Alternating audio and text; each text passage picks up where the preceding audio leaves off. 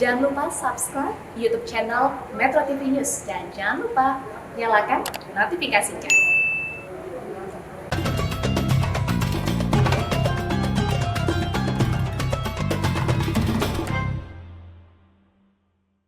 Dipersembahkan oleh Assalamualaikum warahmatullahi wabarakatuh. Waalaikumsalam. Terima kasih sudah hadir kembali di Tafsir Al-Misbah bersama saya Najla Shihab dan Abi Quraish Shihab. Hari ini kita akan memulai pembahasan surah baru, teman-teman. Surah Al-Hasyr, surah ke-59 di Al-Quran Al-Karim. Surah ini terdiri dari 24 ayat dan menceritakan berbagai kisah termasuk tentang Bani An-Nadir. Bagaimana perilakunya, mengapa mereka dibahas secara khusus di surah-surah ini, dan ada juga aspek-aspek yang berkait dengan penyaluran harta. Semuanya akan diuraikan oleh Abi Quraish Shihab di pembahasan di episode ini. Assalamualaikum Abi. Waalaikumsalam warahmatullahi wabarakatuh. Terima kasih Abi, nggak pernah absen tiap pagi. Alhamdulillah. Jadi tempat belajar untuk Ella dan semua teman-teman lain juga. Assalamualaikum teman-teman yang sudah hadir lewat video conference pagi ini, ikut belajar bersama di Tafsir Al-Misbah. Waktu dan tempatnya dipersilahkan Abi untuk memulai uraian tentang Quran Surah Al-Hasyr ini. Baik, auzubillahi minasyaitonirrajim. Bismillahirrahmanirrahim. Kita akan membahas surah Al-Hasyr. Surah ini berbicara yang pertama tentang Bani Nadir. Bani Nadir itu adalah satu suku Yahudi yang tinggal di Madinah. Di Madinah pada masa Rasul ada 3 kelompok besar Yahudi, Bani Qainuqa, Bani Nadir, dan Bani Quraidah. Yang dibicarakan di sini salah satu dari kelompok mereka itu yaitu Bani Nadir. Mereka melakukan pengkhianatan, mengingkari perjanjian, sehingga terjadi apa yang akan dititrakan oleh surah kita ini. Yang kedua, di dalam surah ini terdapat beberapa tuntunan yang ditujukan kepada umat Islam. Dan yang ketiga, ada uraian tentang Al-Quran dan sifat-sifat Allah Subhanahu wa Ta'ala. Mari kita mulai dengan ayat pertama surah ini. Ayat pertama surah ini menyatakan Sabbaha lillahi ma fis samawati wa ma fil ard wa huwal azizul hakim. Sabbaha, Telah bertasbih ya? bertasbih, ya, bertasbih. Tasbih itu terambil dari kata sabaha yang pada mulanya berarti berenang. Orang yang berenang menjauh dari posisinya yang semula. Tasbih adalah penjauhan. Ketika kita bertasbih kepada Allah, maka kita menjauhkan dari Allah segala sifat buruk. Kita bahkan menetapkan baginya segala sifat terpuji. Sehingga sabbahalillah, telah bertasbih kepada Allah, mensucikan Allah dari segala kekurangan, sekaligus memujinya dengan aneka pujian. Itu arti tasbih. Ayat ini menarik, dimulai dengan sabbaha yang dalam bentuk fi'il madhi past tense, kata kerja yang menunjukkan masa lampau. Di ayat yang lain ada juga yang dibuka dengan kata yusabbihu. Yusabbihu itu kata yang menunjukkan kata kerja masa kini. Bertasbih kepada Allah. Apa yang ada di langit dan di bumi. Binatang-binatang pun bertasbih. Bahkan segala sesuatu bertasbih. Wa in min syai'in illa la yusabbihu bihamdihi walakin la tafqahuna tasbihahu. Segala sesuatu, tidak satu pun yang wujud di alam raya ini kecuali bertasbih kepada Allah, tetapi kalian tidak mengetahui bagaimana tasbihnya itu. Kalau kita merujuk kepada ayat ini, maka kita tidak dapat mengetahui bagaimana tasbihnya. Yang penting Allah menyampaikan kepada kita, maka kita fahami bahwa apa yang di langit dan di bumi itu bertasbih. Namun ada ulama yang berusaha memberikan pendekatan tentang arti tasbihnya apa yang ada di langit dan di bumi, atau tasbihnya langit dan bumi ini.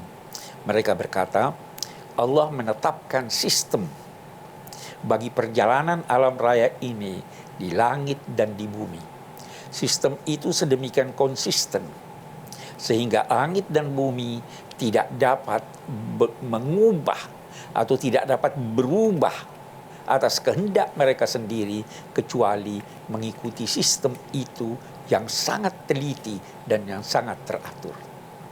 Kita lihat matahari beredar dalam waktu dan tempat tertentu.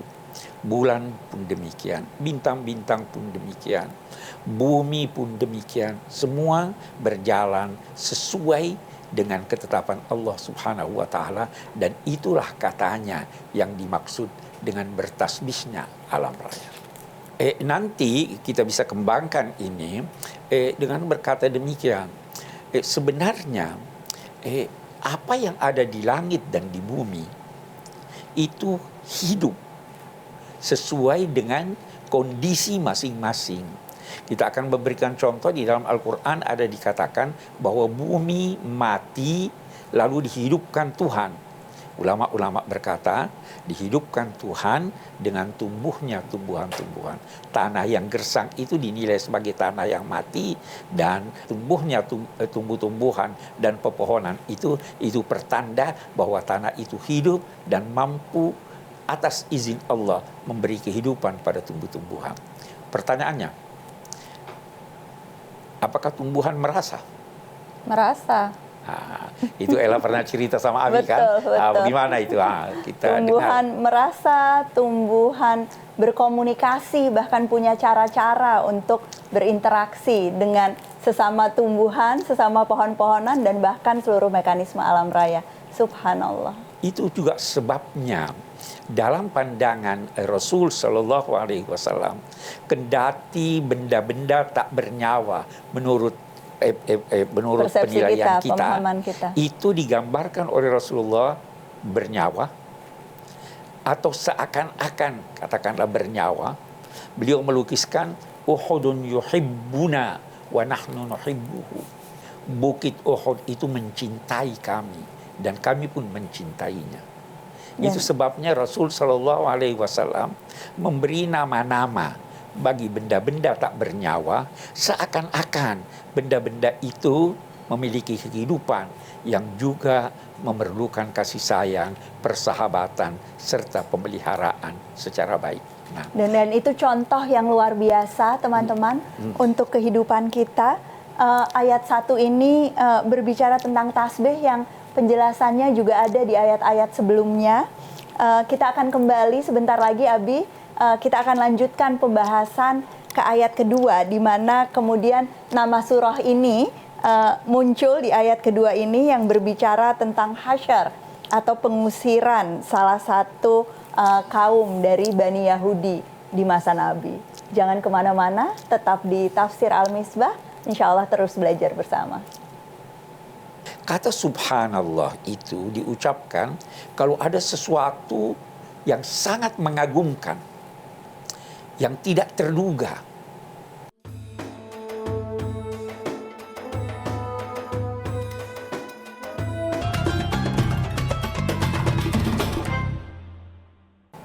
Kembali lagi di Tafsir Al-Misbah bersama saya Najla Shihab dan Abi Quraish Shihab, dan kita masih membahas ayat-ayat awal. Sekarang di ayat kedua Quran Surah Al-Hasyr berbicara tentang pengusiran Bani Nadir, tetapi juga sesungguhnya tentang kuasa dan kewenangan Allah atas musuh-musuhnya. Begitu ya, Abi? Ya. Ketika Rasulullah sampai di Madinah, beliau menghimpun tokoh-tokoh masyarakat Madinah seluruhnya. Ada kelompok Aus, ada kelompok Khazraj, penduduk asli Madinah, ada orang-orang Yahudi, ada Bani Nadir, ada Bani Quraidah, dan bermacam-macam. Mereka sepakat mengikat perjanjian atau apa yang dinamai Piagam Madinah. Salah satu butirnya bahwa semua yang menandatangani piagam ini bekerja sama antara lain untuk membela kota Madinah apabila diserang orang luar. Apabila diserang oleh kaum musyrik yang ada di Mekah, maka semua akan tampil untuk membela tanah Madinah. air mereka. Itu kesepakatan. Itu ditandatangani oleh pimpinan suku-suku ini, termasuk suku-suku Yahudi, Bani Quraidah, Bani Nadir, dan Qainuqa. Tetapi Bani Nadir ingkar janji. Ketika kaum muslimin selesai dalam peperangan Badar, orang-orang musyrik di Mekah sangat dendam. Maka pimpinan Bani Nadir ini menuju ke Mekah untuk bersepakat mengkhianati perjanjian dari itu. Itu satu kesalahannya.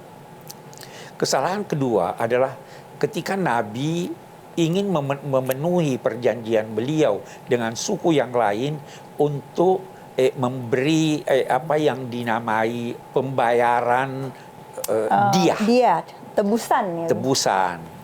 Itu Bani Nadir ikut menandatangani hal tersebut, tapi ketika Nabi menuju ke sana, mereka bersekongkol ingin membunuh Nabi. Nabi mengetahui keadaan ini, beliau lantas putuskan, mari kita blokade Bani Nadir. Maka Nabi bersama sahabat-sahabatnya dari Madinah, jaraknya tidak jauh. Perkampungan Bani Nadir dengan pusat kota Madinah itu hanya sekitar 2 mil. Jadi mereka berjalan kaki ke sana. Diblokirlah ini. Mereka itu pada mulanya merasa bangga karena benteng mereka sangat kukuh. Kaum muslimin pun merasa bahwa kita tidak mampu untuk mengalahkan kaum musyrik ini akibat bentengnya yang sedemikian kukuh.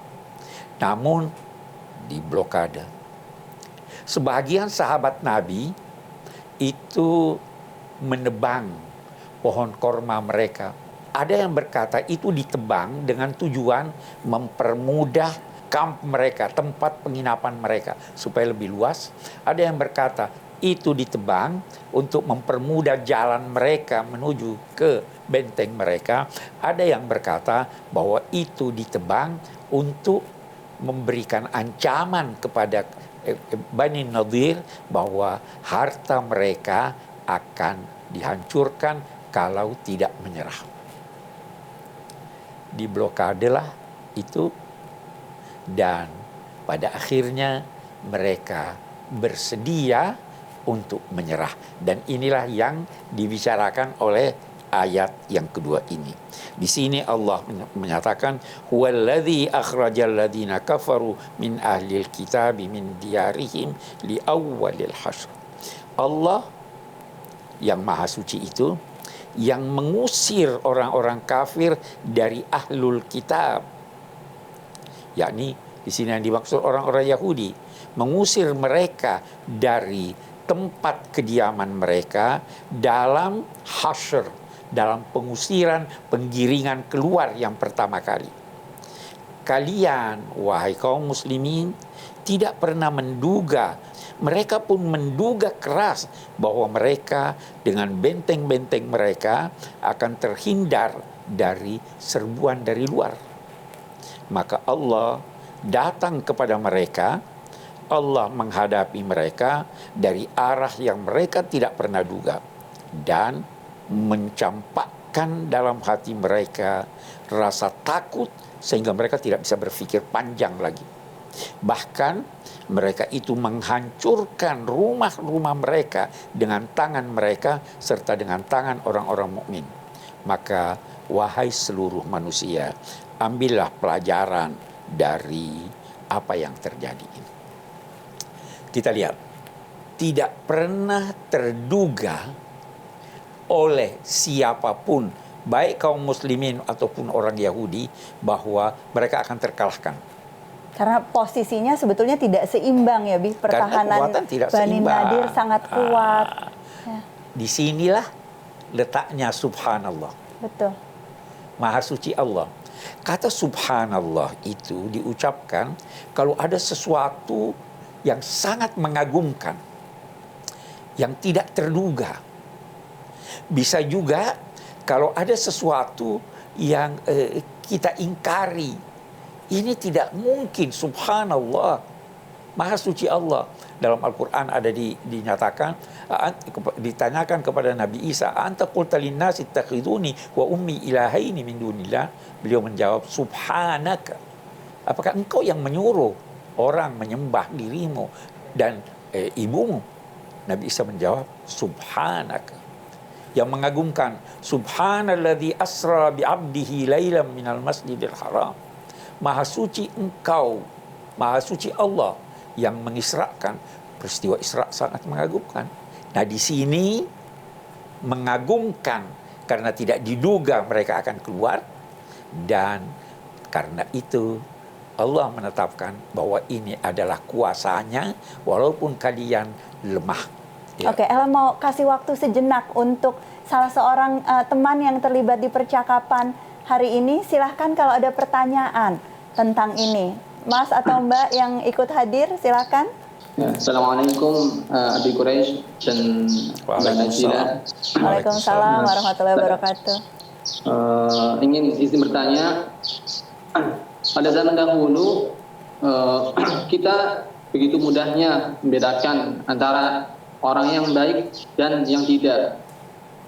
Misal dilihat apakah orang itu beriman kepada Allah dan Rasulullah atau tidak. Namun zaman sekarang agak sulit untuk membedakan orang yang betul-betul baik, karena semuanya mengaku beriman. Lantas dari mana kita mengetahui dan membedakan itu? Terima kasih Mas Fauzi, pertanyaannya ini menarik, Bi. Bagaimana membedakan mana yang betul-betul baik, bagaimana membedakan mana yang betul-betul beriman, dan sebetulnya teman kita dalam ketakwaan di masa sekarang. Pasti penasaran juga kan sama jawabannya, pemirsa? Jangan kemana-mana, ikuti dulu jeda berikut. Kita akan kembali segera di Tafsir Al-Misbah. Jangan menuduh seseorang dengan tuduhan yang merendahkannya kalau tidak ada bukti-bukti yang dapat dipertanggungjawabkan setelah itu.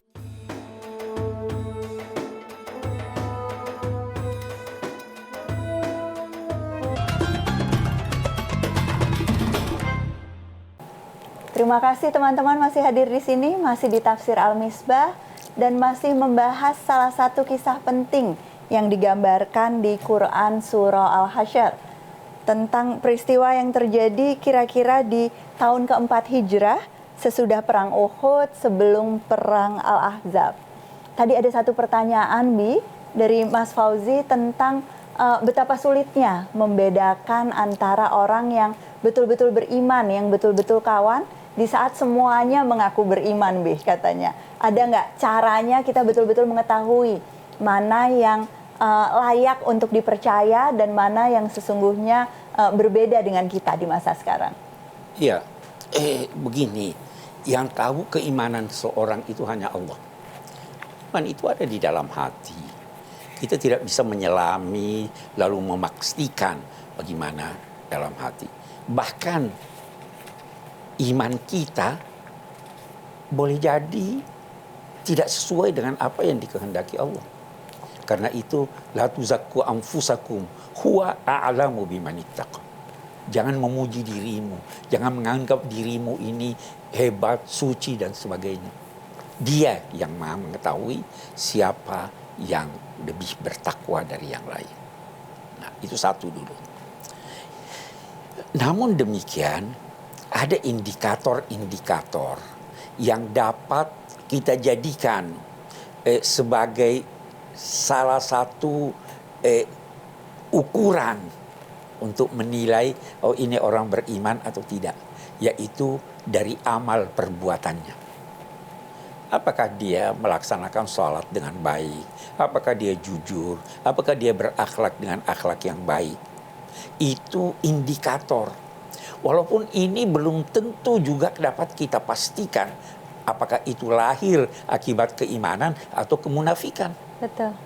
Jadi sebaiknya kita bersangka baik kepada orang kalau memang tidak ada tanda-tanda yang dapat mengantar kita kepada keyakinan bahwa dia ini menyeleweng. Jadi dasarnya adalah prasangka baik ya, Bi? Kita berusaha. Memang itu ada ungkapan Sayyidina Ali. Kalau Anda bersangka buruk kepada orang yang selama ini dikenal baik, maka Anda berpotensi menzalimi dia. Tapi kalau Anda bersangka baik kepada orang yang selama ini telah populer buruk, maka Anda berpotensi dizalimi oleh dia. Jadi harus pandai-pandai kita.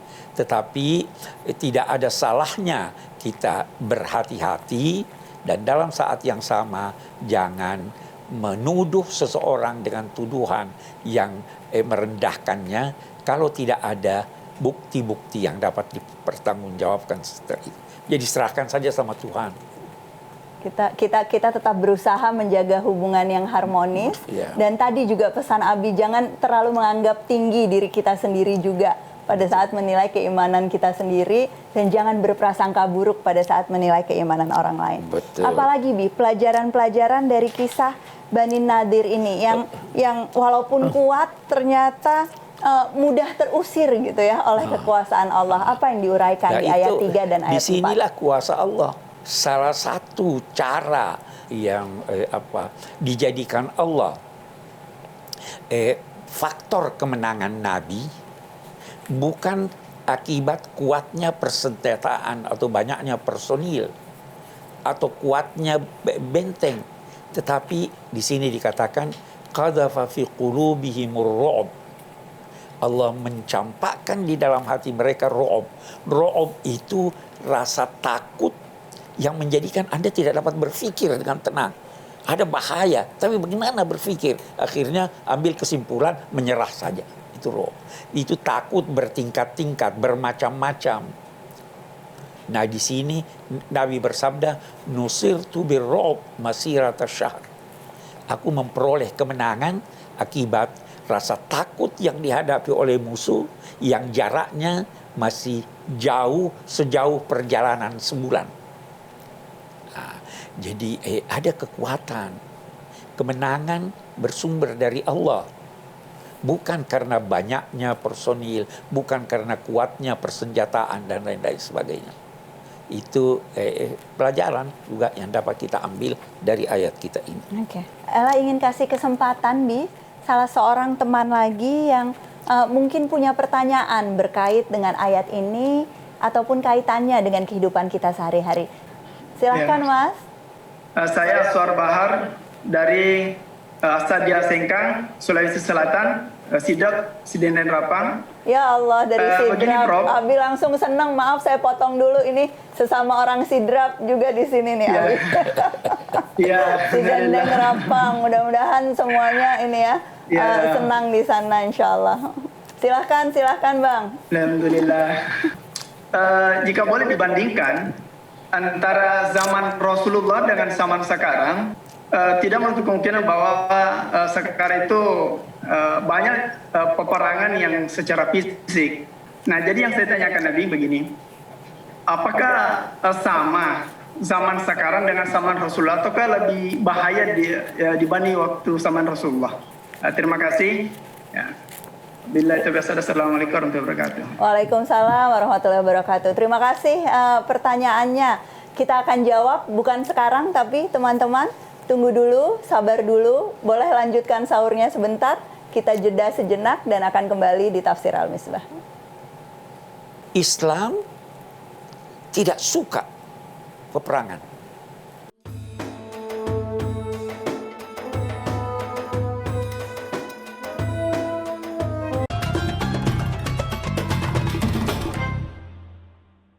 Kembali di Tafsir Al-Misbah banyak kisah-kisah dari Al-Quran yang mudah-mudahan jadi hikmah untuk kita semua. Saya ingin melanjutkan diskusi tentang pertanyaan tadi, Abi. Pertanyaan mengenai perbandingan antara situasi dahulu di masa Nabi, banyak peperangan yang terjadi secara fisik, walaupun tentu kita ingin garis bawahi tidak sebanyak itu juga ya, Bi, peperangan di masa Nabi, sebetulnya periodenya sangat singkat.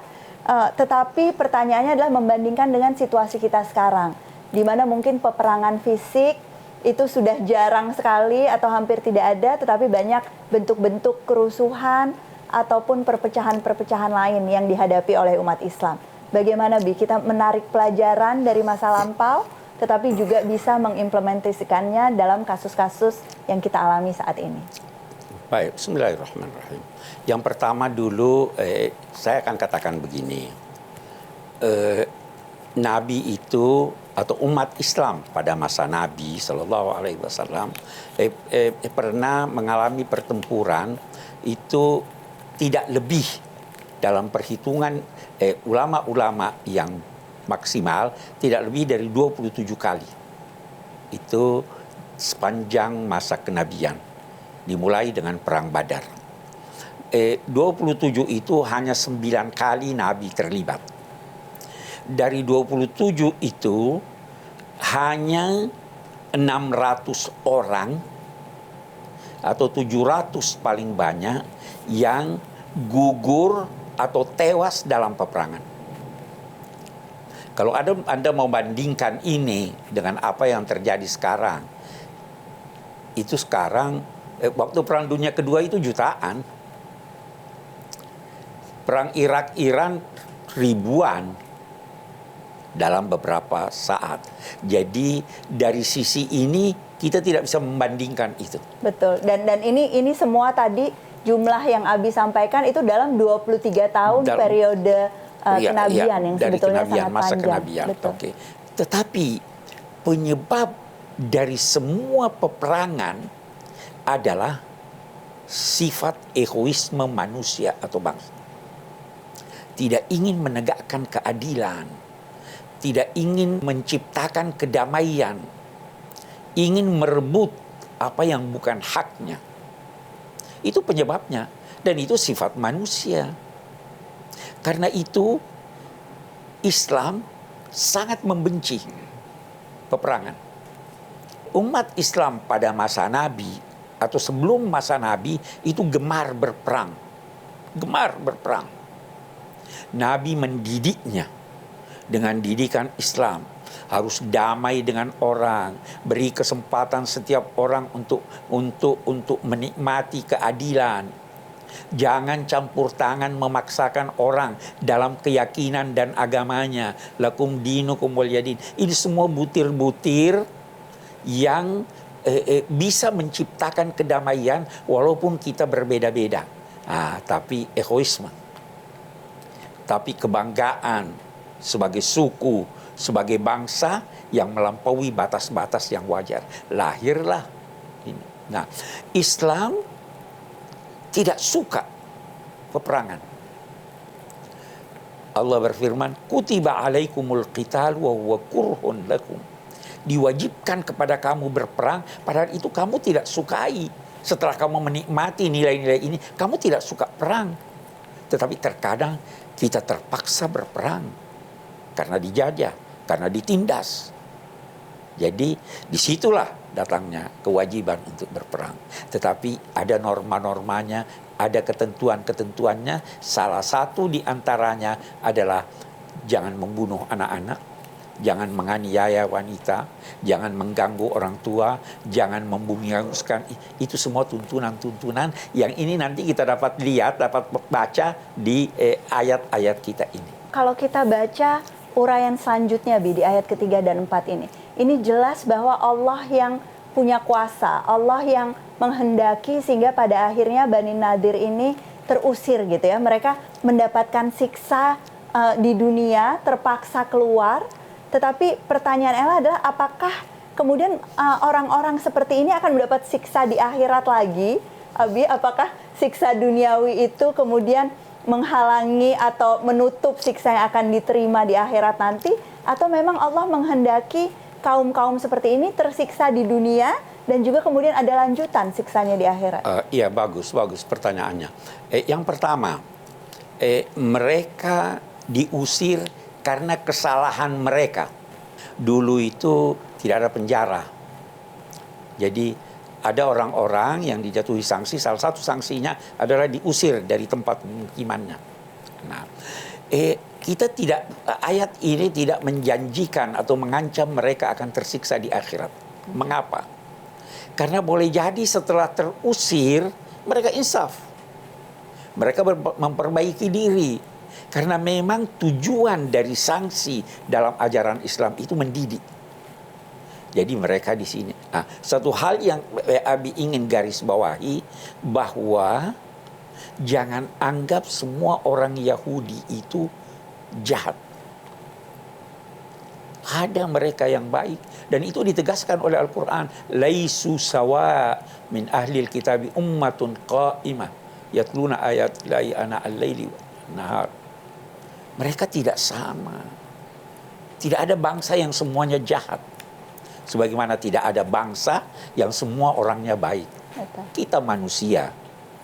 Nah, ini yang ingin kita tarik dari pengalaman yang dialami oleh orang-orang Yahudi dari Bani Nadir ini.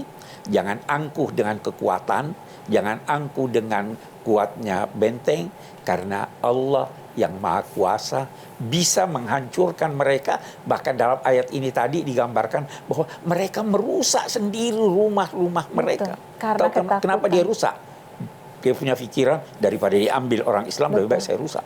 Betul. Jadi karena mereka tidak ingin memberikan itu kepada kaum muslimin, mereka merusaknya sendiri, mereka kemudian terpaksa meninggalkan kampung halamannya. Nah, banyak sekali pelajaran yang kita dapat dari ayat-ayat ini. Apakah teman-teman yang ikut hadir ada pertanyaan lanjutan, teman-teman? Kesempatan terakhir nih, silakan. Ada izin Mbak. Bertanya, Mbak. Silakan Mbak. Assalamualaikum warahmatullahi wabarakatuh, Prof. Izin bertanya, Prof. Saya Messi Siskarita dari alumni Daurah Tafsir Pusat Studi Quran asal Palembang. Yang ingin saya tanyakan adalah bagaimana hukumnya jika kita sebagai umat muslim tentunya mengimani dan tidak meragukan Al-Quran. Tetapi jarang sekali dari kita untuk mengaji dan juga mempelajari isi dari Al-Quran tersebut. Bagaimana hukumnya, Prof? Dan terima kasih. Wassalamualaikum warahmatullahi wabarakatuh. Waalaikumsalam warahmatullahi wabarakatuh. Terima kasih Mbak Messi. Pertanyaannya kita akan jawab, pasti dijawab insya Allah sesudah jeda berikut. Siapa yang penasaran, jangan kemana-mana, tetap setia di Tafsir Al-Misbah. Di dalam Al-Quran, nabi-nabi ketika berdoa tidak pakai kata ya.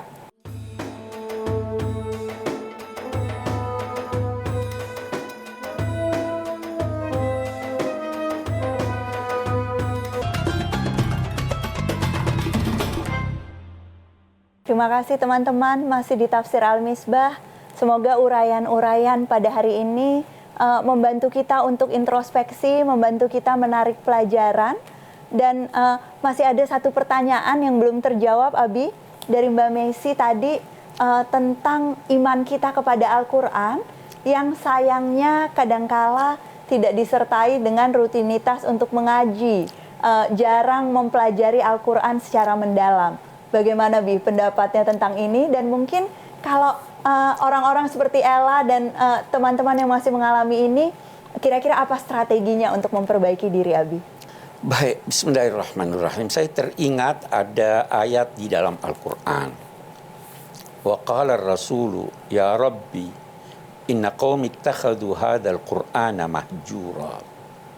Rasul berucap, ya Rabbi, wahai Tuhanku, sungguhnya kaumku menjadikan Al-Quran ini ditinggalkan oleh mereka. Saya ingin dulu menggarisbawahi satu hal. Di dalam Al-Quran, nabi-nabi ketika berdoa tidak pakai kata ya. Ya itu wahai menunjukkan kejauhan. Kalau kita baca Al-Quran, Rabbana atina fid dunya hasanah, tidak ada ya. Ya Rabbi. Rabbighfirli wali walidayya, tidak ada ya. Tetapi di sini Nabi mengucapkan ya. Itu untuk dalam rangka menggambarkan kaumnya, umatnya yang mengabaikan Al-Quran, meninggalkan Al-Quran. Kenapa? Nabi ingin mengisyaratkan bahwa mereka itu jauh dari Allah Subhanahu wa Ta'ala. Jadi ini satu dulu. Nah, yang kedua, ulama-ulama berkata bermacam-macam tingkat dan cara manusia meninggalkan Al-Quran. Yang pertama, di rumahnya tidak ada Quran. Kalau ada Quran mungkin sekali-sekali dia masih lihat, dia masih pegang. Ada di antara kita yang tidak punya Quran. Lebih dari itu, ada Quran, tapi dia tidak baca. Itu faktor kejauhan dari Allah. Ada Quran, dia baca, tapi dia tidak faham. Dan dia tidak mau mempelajarinya. Ini dia sudah baca, sudah bagus. Tetapi belum cukup. Membaca, berusaha memahaminya, lalu mengamalkannya, itulah yang sempurna. Memang kita tidak mungkin mengetahui semua kandungan Al-Quran secara sempurna. Tapi paling tidak membacanya, memahaminya, mengikuti tuntunannya, haruslah kita lakukan sesuai kemampuan kita. Mari kita mulai, yang belum mulai hari ini. Mungkin kita mulai dari kesimpulan soal 4 ayat ini saja dulu, Bi. Quran Surah Al-Hasyr, ayat 1 sampai dengan 4, yang mudah-mudahan pagi ini sudah kita baca sama-sama, sudah kita coba pahami bersama. Mari kita lihat intisarinya. Silakan Abi, intisarinya pertama, ketahuilah bahwa alam raya ini semua bertasbih kepada Allah. Jangan sampai Anda, wahai manusia yang merupakan bagian dari alam raya, tidak ikut bertasbih. Bertasbihlah. Sampaikanlah kekaguman melihat ciptaan-ciptaan Allah. Hindarkanlah memberikan sifat-sifat buruk kepada Allah. Jangan bersangka buruk kepadanya, karena itu berarti Anda tidak mensucikannya. Itu satu. Yang kedua, Allah Maha Kuasa. Kekuatan apapun yang diduga seseorang dapat menghalangi kehendak Allah tidak akan berguna. Kekuatan bukan karena kekuatan fisik, tetapi kekuatan bersumber dari Allah Subhanahu wa Ta'ala. Salah satu kekuatan itu adalah Allah mencampakkan rasa takut sehingga seseorang atau satu kaum tidak dapat melakukan kegiatan untuk mencapai maksudnya. Itu. Nah, yang ketiga, bahwa kita ingin ambil kesimpulan, tidak semua orang Yahudi jahat. Mereka dinamai ahlul kitab. Ada yang baik.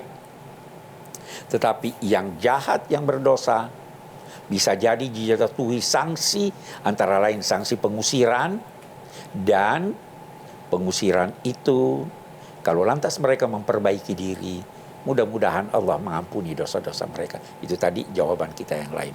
Yang selanjutnya di sini ada dikatakan dzalika bi annahum syaqullaha wa rasulahu.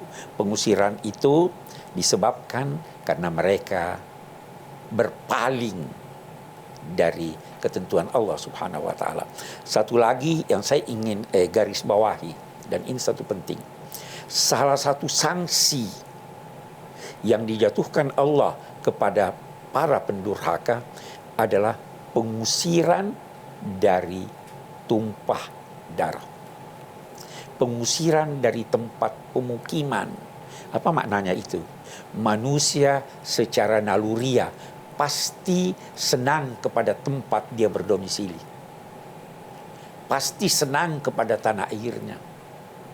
Sehingga dia diberi sanksi, diusir supaya dia merasakan betapa tersiksanya jauh dari tempat pemukiman, jauh dari tanah air.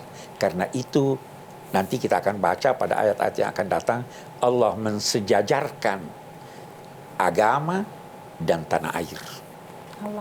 Allah menuntut kita memberikan tuntunan pada kita untuk selalu cinta pada tanah air kita.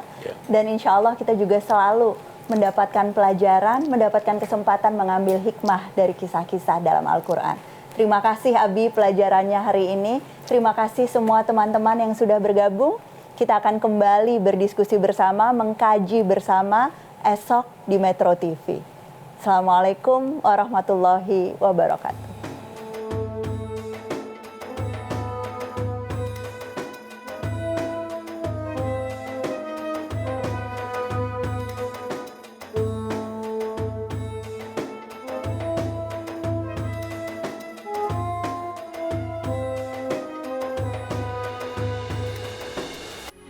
Metro TV,